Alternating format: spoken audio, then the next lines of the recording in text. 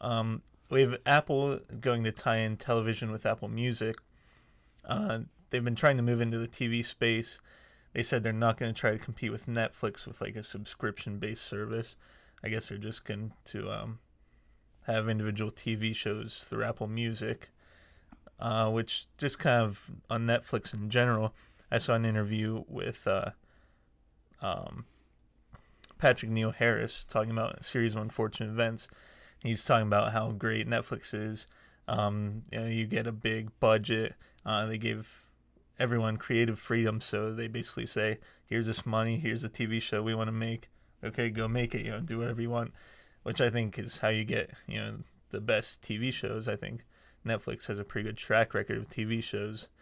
So I think I think that's the future. I think we're gonna eventually, I don't know how soon, but move away from regular TV and more into internet TV like Netflix and other services.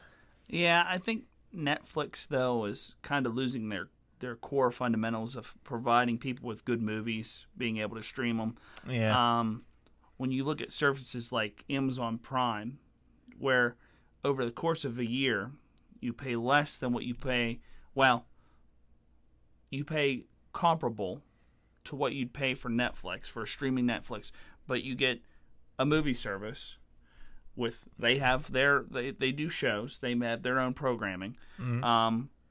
You get 2-day shipping, you get free Twitch subscription. Yeah. You get 20% off video game releases, physical copies. I mean, you look at what Amazon brings to the table and what Netflix brings to the table, and Amazon's blowing Netflix out of the water, I feel, with their, maybe not yet with their own produced shows, but mm-hmm. your value for the dollar you spend. I mean, people should be just not worry about getting Netflix and just get Amazon Prime. I know Amazon Prime had their own show called The Grand Tour, which had the main people off of Top Gear, and great show. Like you said, they're another instance where they just, I think, gave them a budget and said, do your own thing. Yeah. And it's one of those things where I think that,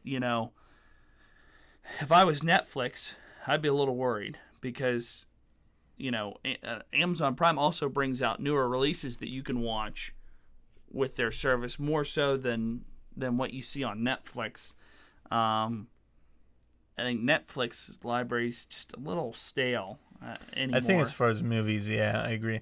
I will say I think their strength is definitely their original TV shows. Yeah, now it is. But for me, I didn't get Netflix to watch their original TV shows. Yeah. Not to say that I don't, because I do watch the new Voltron on there. I did watch season 1 of Fuller House. Don't judge me. I watched it. I watched season 2. You did? Yeah.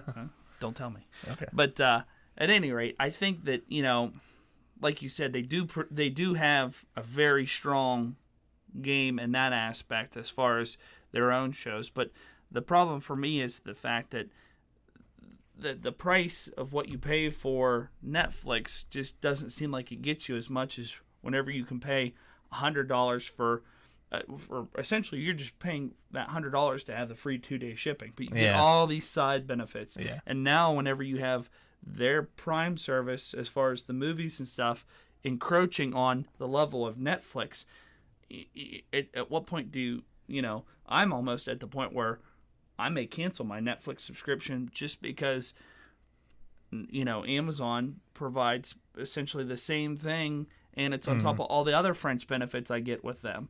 I really feel like I get my most bang for my dollar from them as opposed to Netflix. Yeah. Now, I know it's a matter of opinion, and like you said, a lot of people enjoy the Netflix series that they've produced. I know Stranger Things is well praised. I haven't watched it, but it's and they're talking about season 2 of that. So I mean, they definitely bring, like I said, their A game when it comes to their own shows.